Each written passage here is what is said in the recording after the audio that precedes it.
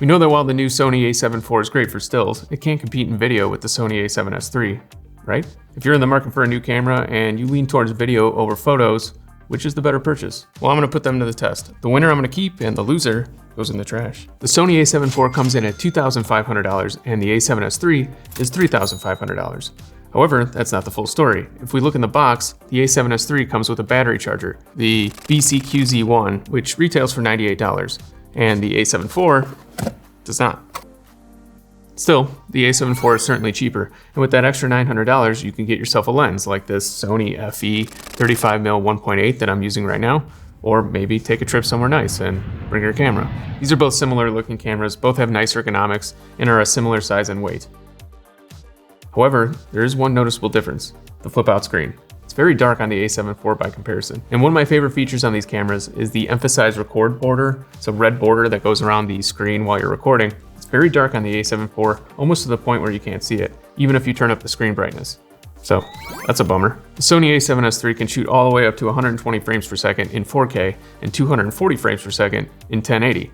Whereas the a7 IV can shoot up to 60 frames per second in 4K and 120 frames per second in 1080. Now the 4K 60 mode in the a7 IV does come with a dreaded 1.5 times crop, which means you'll never be able to see anything unless you back up a little bit.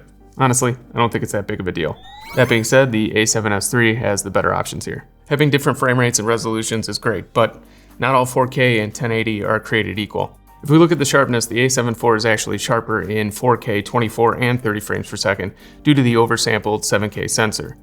Even in the 4K 60 frames per second, the a7 IV seems a little sharper. Now, of course, when we get to the 120 frames per second in 4K on the a7S III, blows away the 1080 on the a7 IV, but I will say this is a pretty good 1080. If we compare the 1080 240 frames per second on the a7S III to the 1080 120 frames per second on the a7 IV, the a7 IV looks way better. The 240 frames per second 1080 on the a7S III is actually kind of terrible and pretty unusable. So while the a7S III has a big advantage in 120 frames per second, I think overall the a7 IV wins this one.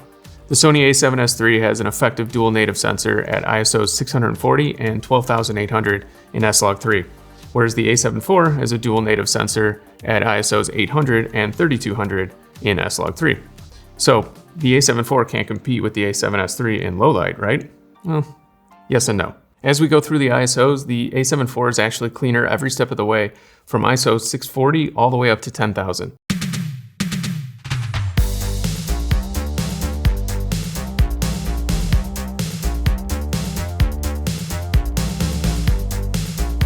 Of course, once we get to ISO 12,800 and above, the a7S III is the champ. But if we compare the noise of ISO 12,800 on the a7S III to an equivalent noise on the a7 IV, it matches up around ISO 4 to 5,000. So if you don't need super low light and you generally stay at or below ISO 5000, the a7 IV is the clear winner. One thing to note here is if you're using the APS-C crop mode, it does get a little noisier.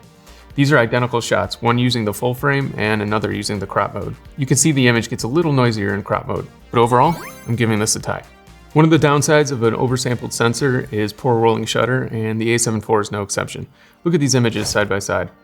Look at the angle difference between these two images. If we jump into the APS-C crop mode in the a7 IV, it does improve, so for all of your shaky footage and whip pans, make sure to use that mode. Both of these cameras have great autofocus and pretty good stabilization. In fact, after running a bunch of tests, I could barely tell the difference between either one of them. I do have some bad news.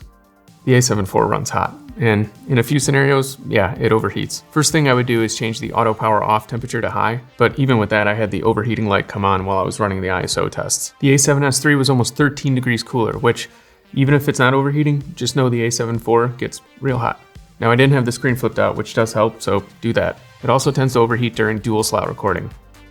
Weirdly, it doesn't just overheat during recording, it overheats in the menu. When I was recording my last video walking through the a7 IV menu, it overheated twice. So I let the menu run to see how hot it gets, and within 20 minutes it went from about 75 degrees to nearly 115. The a7S III, on the other hand, rarely overheats. It does get hot in the 4K 120 frames per second mode, but even after 10 minutes of recording, it was only 96 degrees. Clear winner here. One thing that upsets me about the a7 IV, I really wish it had infrared so I could use this remote. But you have to use Bluetooth or your phone, which, that's lame.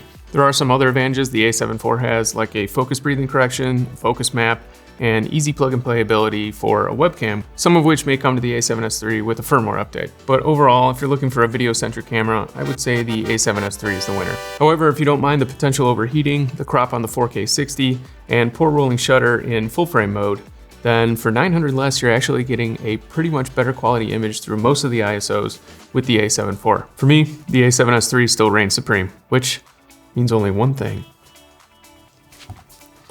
Goodbye, buddy. It was nice knowing you.